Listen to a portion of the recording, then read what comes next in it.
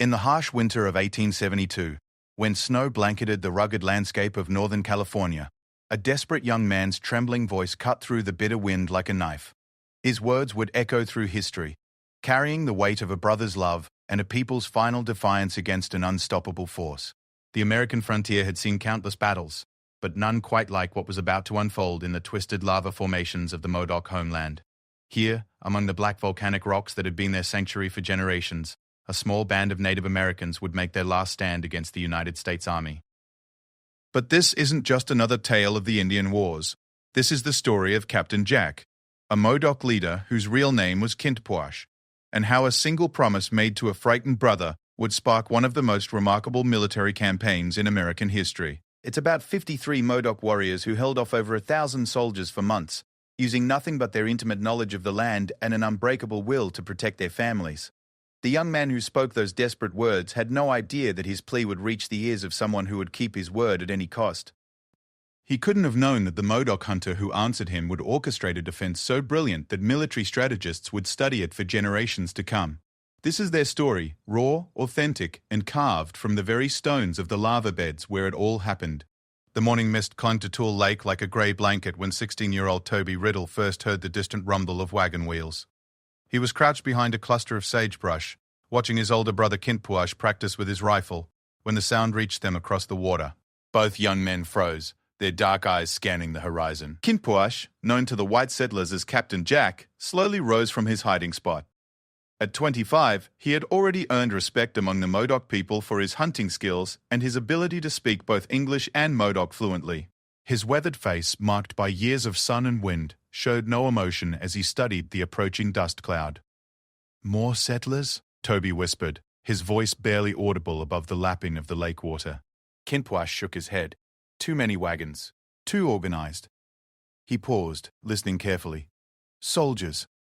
The word hung in the air between them like a curse. For months, tensions had been rising between the Modoc tribe and the increasing number of white settlers moving into their traditional territory. The government had been pressuring them to move to the Klamath Reservation in Oregon, sharing land with their traditional enemies, the Klamath tribe. Most of the Modoc people had reluctantly agreed, but Kintpuash and his followers had refused to leave their ancestral home. As the wagons drew closer, the two brothers could make out the blue uniforms of cavalry soldiers. There were at least 50 men, maybe more, with supply wagons and what looked like artillery pieces. This wasn't a peaceful negotiation party. "We need to warn the others," Toby said, his voice tight with fear. Kintpuash nodded grimly. Their winter camp was hidden in the lava beds, a maze of volcanic rock formations that stretched for miles along the southern shore of Tool Lake. It was a perfect natural fortress, with countless caves, tunnels, and defensive positions carved by ancient lava flows. But even the strongest fortress was useless if caught by surprise. The two young men moved swiftly through the familiar landscape, their moccasined feet silent on the rough volcanic rock. They knew every crack, every hidden passage, every defensible position in these lava beds. This knowledge had been passed down through generations of Modoc hunters and warriors, and now it might be all that stood between their people and destruction. As they reached the main camp, they found their people going about their daily activities. Children played among the rocks, while women prepared meals and men worked on weapons and tools. The scene was peaceful, almost serene, but Kintpuash knew it wouldn't last long. "Listen to me," he called out, his voice carrying across the camp. The activity stopped as everyone turned to face him. "The soldiers are coming, many soldiers with big guns." An elderly woman named Winnemer stepped forward. She was Toby's sister and had married a white settler, making her one of the few people who could move freely between both worlds. Her face was grave as she spoke. "How many, Jack?" she asked, using his white name. "Maybe 100, maybe more. They have wagons and cannons." A murmur of fear rippled through the camp. These people had hoped they could remain hidden in the lava beds until spring, when perhaps cooler heads would prevail and a peaceful solution could be found. But winter was only half over, and now they faced the prospect of a siege. Old Chief Shonchin, Kintpuash's uncle, and one of the tribal elders, raised his weathered hand for silence. "What do they want?" he asked. "They want us to go to the reservation," Kintpuash replied. "But we know what happens there. The Klamath take our food, our blankets, our dignity. Our children forget who they are. Our old people die of broken hearts." The truth of his words hung heavy in the cold air. Several families had already tried life on the Klamath Reservation, only to return with stories of hunger, disease, and humiliation. The government promised food and supplies, but those promises were rarely kept. The Klamath people, natural enemies of the Modoc, showed them no kindness or welcome. "So we fight?" asked a young warrior named Black Gem. Kintpush looked around at his people. There were only about 150 Modoc remaining in the lava beds, including women, children, and elders. Of these, perhaps 50 were men capable of fighting. Against 100 or more soldiers with modern weapons and artillery, the odds seemed impossible. But as he studied the faces around him, Kintpush saw something that gave him hope. These weren't the faces of a defeated people. These were the faces of Modoc warriors, hunters, and survivors who had lived in this harsh landscape for countless generations. They knew these rocks like other people knew their own homes. They understood every wind pattern, every echo, every hiding place in the vast lava maze. "We defend our home," he said simply. "But we do it smart. We don't meet them in open battle like foolish young men. We use the rocks, the caves, the knowledge our fathers gave us." An older warrior named Hooker Jim stepped forward. He was known for his fierce temper and his hatred of white settlers, earned through years of broken treaties and stolen land. "And if they bring more soldiers? If they surround us completely?" Kintpush was quiet for a long moment, thinking. Finally he spoke, his voice carrying a certainty that surprised even him. "Then we make them pay so dearly for every step forward that they'll wish they had never heard the name Modoc." As if summoned by his words, a young boy came running into the camp. He was perhaps 12 years old, his face flushed with excitement and fear. "Soldiers," he gasped. "They're setting up camp by the lake. Big tents, many horses." Kintpush placed a gentle hand on the boy's shoulder. "Good work, little brother. Now go help the women prepare. We may be here for a long time." The next few hours passed in a blur of activity. The Modoc people had lived as nomads for generations, and they knew how to prepare quickly for siege or movement. Food supplies were carefully rationed and hidden in various caves throughout the lava beds. Water sources were identified and secured. Weapons were cleaned and ammunition counted. Most importantly, Kintpush and his warriors began preparing their defenses. The lava beds offered natural fortifications that would make any military engineer jealous. Tunnels connected different areas of the stronghold, allowing defenders to move unseen from position to position. Natural trenches provided cover from rifle fire, while elevated positions offered perfect sniper nests. As darkness fell, Kintpush made his way to the highest point in their territory, a rocky outcrop that offered a view of the entire lake region. From here, he could see the soldiers' campfires twinkling in the distance like fallen stars. He counted at least 60 fires, which meant there were more soldiers than he had initially estimated. Toby joined him on the rocky perch, bringing a warm buffalo robe against the bitter cold. The two brothers sat in comfortable silence for a while, watching the enemy camp and listening to the wind whistle through the lava formations. "Jack," Toby finally said, using the English name that had become common even among their own people. "Are you scared?" Kintpush considered the question carefully. Fear was natural, especially when facing such overwhelming odds. But fear could also be useful if it made a man careful and smart. "Yes," he answered honestly. "But not of dying. I'm scared of failing our people, of letting them down when they need me most." Toby nodded, understanding. "The women and children, they look to you now. And to you, little brother. And to all of us." Kintpush turned to face his younger sibling. "This won't be like the old stories, where brave warriors win glory in single combat. This'll be ugly, desperate fighting. We'll be hungry, cold, outnumbered. Some of us won't see spring. But we'll make them remember us," Toby said with quiet conviction. Kintpush smiled, the first time his face had shown anything but worry all day. "Yes, we'll make them remember." As the night deepened, both brothers remained on their rocky perch, taking turns keeping watch on the soldiers' camp. Neither spoke of the doubt that gnawed at their hearts. Neither mentioned the terrible mathematics of their situation. 50 warriors against hundreds of soldiers, with more certainly coming. Instead, they drew strength from the land around them. These twisted formations of black volcanic rock had sheltered their people for generations. Somewhere in the darkness below, their families slept in warm caves, trusting in their protectors. Somewhere in the maze of stone corridors, their fellow warriors stood guard, ready to defend their homeland to the last breath. When dawn finally broke over Tool Lake, painting the sky in shades of red and gold, Kintpush and Toby could see that their situation had worsened overnight. More wagons had arrived during the darkness, and the soldiers' camp now stretched along the lakeshore like a small city. Conservative estimates put the government force at over 200 men, with artillery pieces clearly visible even from a distance. But as the sun climbed higher, something remarkable happened.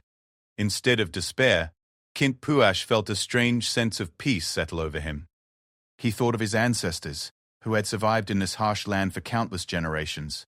He thought of the children sleeping in the caves below, who deserved the chance to grow up as free Modoc people. He thought of the promises made by white officials, promises that had been broken again and again until the very word treaty had become a bitter joke. Today would mark the beginning of something unprecedented in the history of the Indian Wars. Today, 53 Modoc warriors would begin a defense that would last for months, holding off forces 10 times their size using nothing but courage, cunning, and an intimate knowledge of their homeland. Standing on the rocky outcrop with the morning sun warming his face, Captain Jack of the Modoc people made a silent promise to his sleeping family and his watching ancestors. Whatever came next, whatever price had to be paid, these rocks would remain Modoc territory for as long as there were Modoc hearts beating to defend them. In the distance, bugles sounded the morning call in the soldiers' camp, and the last phase of the Modoc Wars was about to begin. The morning of November 29, 1872, brought an eerie silence to the lava beds. Captain James Jackson of the United States Army stood at the edge of the volcanic formations, studying the maze of black rock through his field glasses. Behind him, 225 soldiers waited for orders, their breath forming small clouds in the frigid air. "Sir," called Lieutenant Thomas Wright, approaching with a map clutched in his gloved hands, "the scouts report no movement in the rocks." "Maybe they've already fled." Jackson lowered his glasses and shook his head. "Captain Jack's not a fool, Lieutenant. He wouldn't abandon the strongest natural fortress in California without a fight." He gestured toward the twisted lava formations. "Those rocks have been home to his people for generations. They know every crack, every cave, every hiding spot." What Jackson couldn't see was the intricate network of Modoc defenders already positioned throughout the lava beds. Kint Puash had spent the night carefully placing his warriors in positions that would maximize their defensive capabilities. Each man knew his exact role, his fallback position, and his escape route if things went badly. Hooker Jim crouched in a natural rifle pit about 200 yards from the Army's position. At 32, he was one of the most experienced fighters among the Modoc, and his hatred of white soldiers burned hot after watching his family forced onto the reservation. His Winchester rifle was loaded and ready, and he had a clear view of the approaching troops. About 50 yards to his left, Black Jim occupied another position, while Bogus Charlie held the right flank. The three men could communicate through a system of bird calls and hand signals that had been perfected through years of hunting together. In the central command position, deep within the lava beds, Kint Puash waited with a mixture of anticipation and dread. This would be the first real test of their defenses, and the outcome would determine whether his people could survive the winter siege he knew was coming. The attack began at exactly 10 o'clock in the morning. Captain Jackson had divided his force into 3 columns, hoping to probe different sections of the lava beds simultaneously. The plan was sound in theory, but it failed to account for the Modoc's intimate knowledge of their terrain. The first column, led by Lieutenant Wright, approached from the north. The soldiers moved cautiously across the rough volcanic rock, their heavy boots slipping on the uneven surface. They made easy targets as they struggled to maintain formation in the treacherous terrain. Hooker Jim waited until the lead soldiers were less than 100 yards away before opening fire. His first shot dropped the point man instantly, the sharp crack of the Winchester echoing off the surrounding rocks. The sound seemed to come from everywhere and nowhere, confusing the soldiers about the shooter's location. Before the soldiers could react, Black Jim and Bogus Charlie joined the ambush. 3 more soldiers fell in the opening volley, and the remaining men dove for whatever cover they could find among the rocks. "Return fire," Lieutenant Wright shouted, but his men found themselves shooting at shadows. The Modoc warriors had already moved to secondary positions using tunnels and passages invisible to their attackers. The second column, attacking from the west, made a similar reception. Warriors led by Scarface Charlie and Shaq Nasty Jim had positioned themselves in elevated positions that offered perfect fields of fire. When the soldiers advanced, they walked into a crossfire that left 8 men wounded or dead in the first few minutes. But it was the third column that experienced the most devastating surprise. Captain Jackson himself led this group, approaching what appeared to be an undefended section of the lava beds. The soldiers had advanced nearly 300 yards into the maze when they discovered their mistake. Kintpash had allowed them to penetrate deeply into Modoc territory, then triggered a trap that would become legendary in military history. Warriors who had been lying motionless in hidden positions suddenly opened fire from multiple directions simultaneously. The soldiers found themselves caught in a killing field with no clear avenue of retreat. "Fall back," Jackson ordered, but his men were already scrambling for safety. The problem was that retreat across the lava beds was nearly impossible under fire. The same rough terrain that slowed their advance now made them sitting ducks as they tried to withdraw. Private William Henderson, 19 years old and 3 months out of basic training, found himself separated from his unit during the chaotic retreat. He had taken refuge behind a large boulder, but Modoc bullets were chipping pieces of rock dangerously close to his head. "Help!" he called out to his retreating comrades. "Don't leave me." His cries reached the ears of Sergeant Michael O'Brien, a 10-year veteran who had fought in the Civil War. Despite the danger, O'Brien turned back, crawling across 50 yards of open ground under constant fire to reach the trapped private. "Stay low, boy," O'Brien whispered as bullets whined overhead. "We're getting out of here together." The sergeant's courage didn't go unnoticed by the Modoc warriors. Kintpash, watching from his command position, recognized the older soldier's bravery and deliberately held his fire as the two men made their desperate escape. It was an act of respect between warriors that would be remembered long after the battle ended. By noon, the first assault had been thoroughly repelled. The army had suffered 23 casualties, including 7 dead, while the Modoc defenders had not lost a single man. More importantly, the soldiers had learned a harsh lesson about the nature of fighting in the lava beds. Captain Jackson regrouped his forces at the lakeside camp, his face grim as he received casualty reports from his lieutenants. The morning's attack had been a complete disaster, and he now understood that he was facing an enemy unlike any he had encountered in 20 years of military service. "Sir," Lieutenant Wright reported, his uniform torn from crawling across the rough rocks. "The men are saying this place is cursed. They've never seen terrain like this, and the Indians seem to know every inch of it." Jackson nodded grimly. "Send a telegram to General Canby at Department Headquarters. Request immediate reinforcements and siege artillery. Tell him we're dealing with a fortress, not just a band of scattered Indians." Meanwhile, in the lava beds, the Modoc warriors were celebrating their first victory. The successful defense had boosted morale enormously, proving that their tactics could work against professional soldiers. But Kintpash knew this was only the beginning. "Listen to me, brothers," he addressed his fighters as they gathered in the central cave system that evening. "Today we won because they underestimated us. Tomorrow they'll be smarter, more careful. They'll bring bigger guns and more soldiers." Old Shonchin, who had watched the battle from a hidden observation post, nodded his grey head. "The boy speaks wisdom. We fought well today, but the real test is yet to come." Toby Riddle, who had distinguished himself during the fighting by carrying ammunition and messages between positions, raised a concern that had been bothering him all day.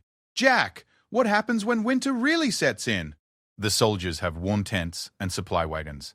We have our families in cold caves." It was a valid point, and one that Kintpash had been wrestling with since the siege began.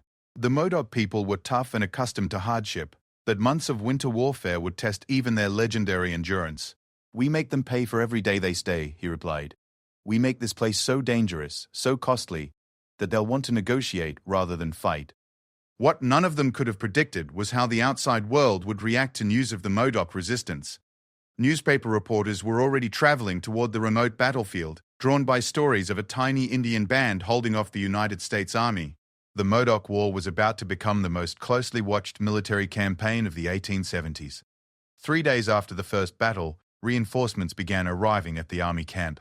General Edward Canby himself took command, bringing with him an additional 400 soldiers, several artillery pieces, and a determination to end the Modoc resistance once and for all. Canby was a seasoned officer who had served with distinction during the Civil War and various Indian conflicts. He understood both military strategy and the political pressures surrounding the Modoc situation. The newspapers were making the army look foolish, and Washington wanted quick results. "Gentlemen," he addressed his officers during their first strategy meeting, "we're not just fighting 50 Indians, we're fighting for the reputation of the United States Army. Every day this drags on makes us look weaker in the eyes of the world." But Canby was also a realist, who recognized the unique challenges posed by the lava bed's terrain. After personally scouting the Modoc positions, he decided on a strategy of siege rather than direct assault.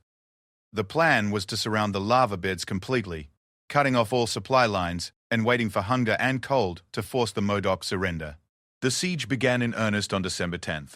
Over 600 soldiers established a perimeter around the lava beds, with orders to shoot any Modoc warrior who tried to slip through their lines. Supply wagons brought in enough food and ammunition to sustain the siege through the winter months. For the Modoc people trapped inside the rocky fortress, life became a daily struggle for survival. Food supplies that had seemed adequate for a few weeks now had to last for months. Women and children huddled in the deepest caves, trying to stay warm while their men maintained constant vigilance against enemy attacks. But the siege also revealed the true character of the Modoc defenders. Rather than despair, they showed remarkable ingenuity in adapting to their circumstances. They discovered underground water sources that the soldiers knew nothing about. They developed new techniques for hunting the small game that still moved through the lava formations. Most importantly, they maintained their fighting spirit despite the increasingly desperate situation. During the long winter nights, as snow covered the black volcanic rocks and howling winds made even the caves feel cold, Kinpuash would often gather the children around him to tell stories of their ancestors. These weren't just entertainment, they were lessons in survival, courage, and identity. "Your great-great-grandfather fought grizzly bears in these same rocks," he would say, his voice carrying clearly in the enclosed space. "Your great-great-grandfather survived 3 winters here, when enemy tribes tried to starve us out. The blood of survivors runs in your veins. Remember that when you're cold or hungry or scared." These storytelling sessions became legendary among the Modoc people, creating bonds that would last long after the war ended. Even the warriors, who should have been resting between guard duties, would often gather to listen as their leader reminded them of who they were and what they were fighting for. By January of 1873, the siege had settled into a deadly routine. The soldiers maintained their perimeter, occasionally probing the Modoc defenses, but avoiding major assaults after the disasters of November. The Modoc warriors conducted nighttime raids, striking at isolated outposts and disappearing back into the rocks before reinforcements could arrive. One such raid, led by Hooker Jim and Black Jim, succeeded in capturing a supply wagon loaded with ammunition and winter clothing. The psychological impact of this success was enormous, proving that even surrounded and outnumbered, the Modoc could still strike back at their enemies. But as February arrived and the siege entered its 3rd month, cracks began to show in Modoc unity. Some of the older warriors started questioning Kinpuash's leadership, arguing that continued resistance would only bring more suffering to their families. The breaking point came during a council meeting in late February, when several respected elders demanded that peace negotiations begin immediately. "Enough blood has been spilled," declared old Shonshin, his weathered face showing the strain of months in the caves. "Our children grow thin, our women weep in the darkness. Perhaps it's time to consider the white man's terms." Kinpuash listened respectfully to his uncle's words, understanding the pain behind them. The siege was taking a terrible toll on his people, especially the youngest and oldest. But he also knew that surrender now would mean the end of the Modoc as a free people. "Uncle," he said gently, "what terms do they offer? The same reservation where we starved before? The same promises they made and broke a dozen times?" The old chief had no answer, because they both knew the truth. The United States government had no intention of treating the Modoc as equals or honoring any agreement that allowed them to remain in their homeland. As winter slowly gave way to spring, both sides prepared for what everyone knew would be the final phase of the conflict. The soldiers were growing impatient, and political pressure from Washington was mounting for a decisive resolution. The Modoc people were reaching the limits of their endurance, sustained now more by pride and desperation than hope. Standing once again on his rocky observation post, Captain Jack of the Modoc watched the sun set over Tule Lake and wondered how many more sunsets he would see in freedom. Tomorrow would bring new challenges, new tests of his people's resolve. But tonight, at least, they remained unconquered in the land of their ancestors.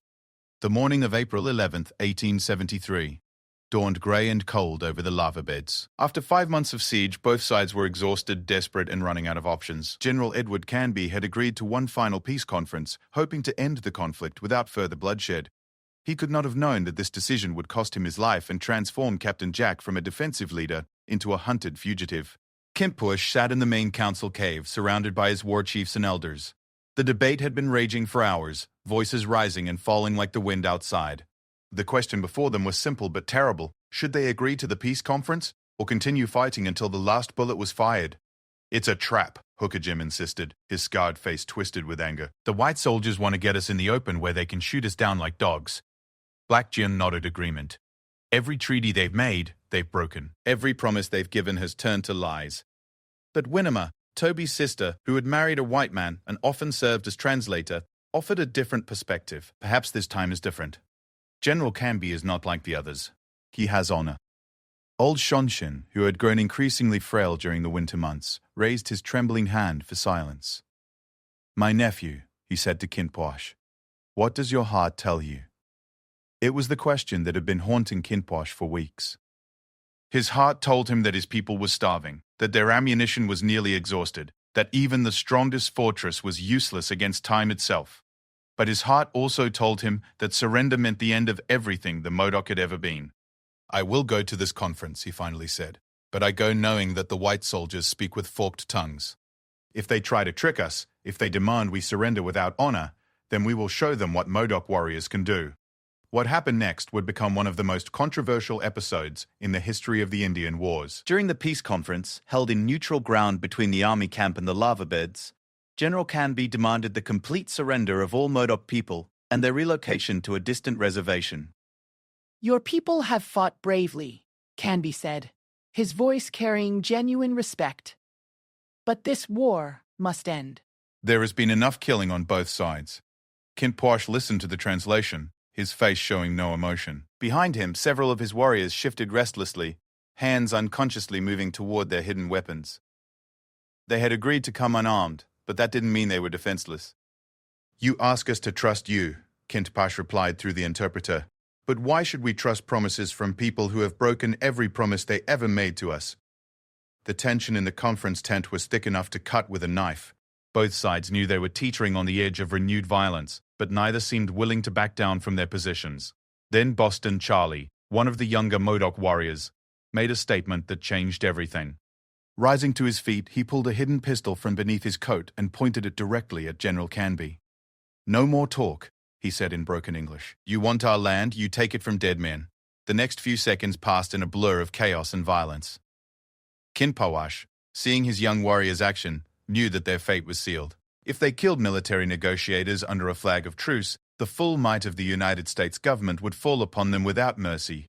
But he also knew that Boston Charlie was right in one crucial respect. The white officials had no intention of offering acceptable terms.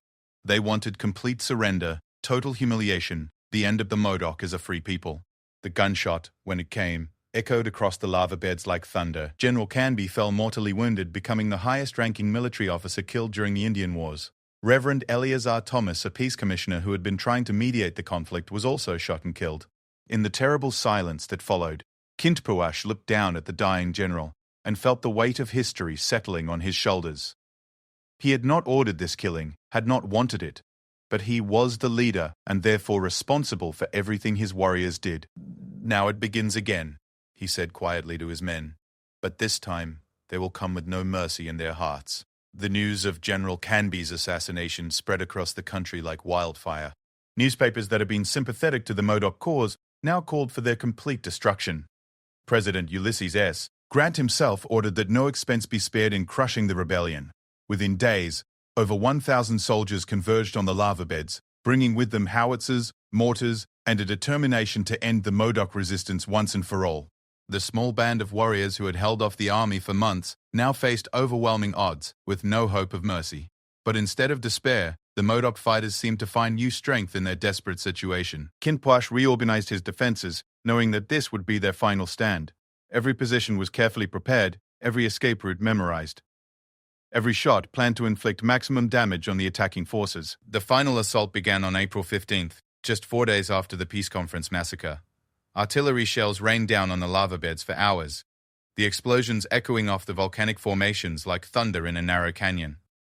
The bombardment was designed to break Modoc morale and force them from their defensive positions. Instead, it only strengthened their resolve. Crouched in the deepest caves with their families, the Modoc warriors listened to the shells exploding overhead and prepared for what they knew would be their last battle. When the infantry assault finally came, it met resistance that surprised even veteran officers who had fought in the Civil War. Despite months of siege, despite dwindling supplies and constant pressure, the Modoc fighters seemed as determined as ever. Hooker Jim, positioned in a natural rifle pit that commanded the main approach to the central stronghold, picked off soldiers with methodical precision. His ammunition was nearly exhausted, but every shot counted. Around him, other warriors fought with similar skill and determination. "Make them pay for every step," Kinpa shouted as bullets whined overhead. "Show them what it costs to take Modoc land." The fighting raged for 3 days, some of the fiercest combat of the entire conflict. But superior numbers and unlimited ammunition eventually began to tell. One by one, Modoc defensive positions were overrun or abandoned as their ammunition ran out. On the third day of the assault, disaster struck the defenders. A mortar shell scored a direct hit on one of the main caves, killing several women and children instantly. The psychological impact was devastating, breaking something fundamental in the Modoc spirit. That night, as he surveyed the damage and counted his remaining warriors, Kinpuash realized that continued resistance would only result in the complete destruction of his people. They had fought as long as courage and determination could sustain them, but they could not fight bullets with bare hands. "We must scatter," he told his remaining fighters. "Each man must find his own way to safety. Perhaps some of us can escape to join other tribes, keep the Modoc spirit alive." It was the hardest decision of his life, but also the most necessary. By breaking up into small groups, at least some of his people might survive to see another day. The final breakout came before dawn on April 18th. Using tunnels and passages known only to themselves, small groups of Modoc warriors slipped out of the lava beds under cover of darkness. Most were captured within days, but a few managed to escape into the wilderness. Kinpuash himself remained in the stronghold until the very end, ensuring that all his people who wanted to escape had the chance to try. When soldiers finally entered the central caves, they found him sitting quietly beside the bodies of his fallen comrades, his rifle empty, his ammunition exhausted. "I am Captain Jack," he said simply when they demanded his surrender. "I fought for my people and my land. Now I am your prisoner."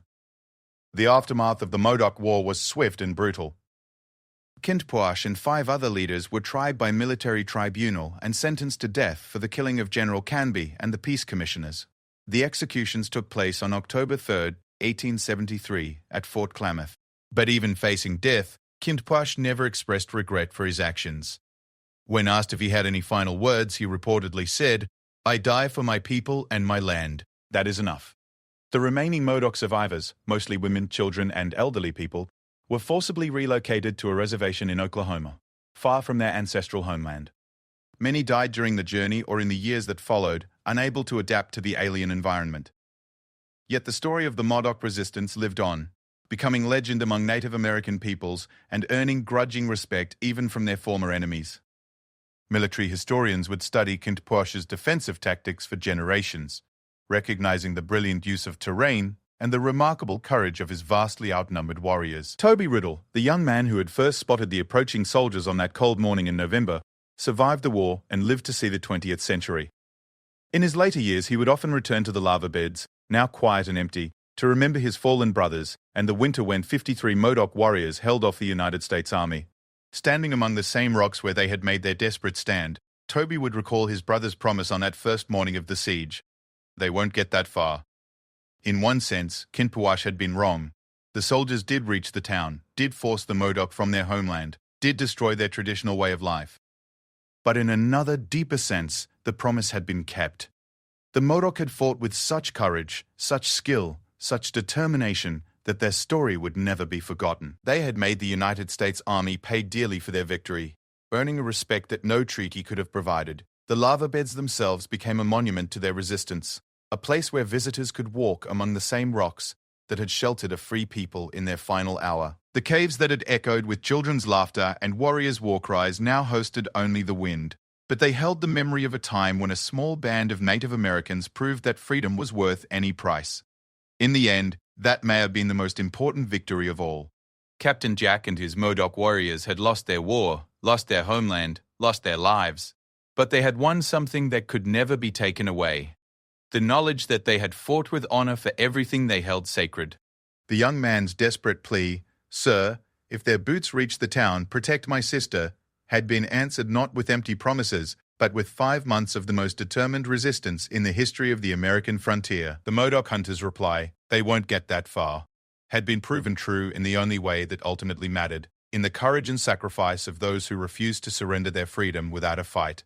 Their story echoes still in the wind that blows through the lava beds, a reminder that some things are worth defending no matter what the odds, no matter what the cost. It stands as testament to the unbreakable spirit of a people who chose honor over survival, and in doing so, achieved a kind of immortality that no conqueror could ever claim. "Sir, if their boots reach the town, protect my sister," he pleaded. A Modoc hunter replied, "They won't get that far."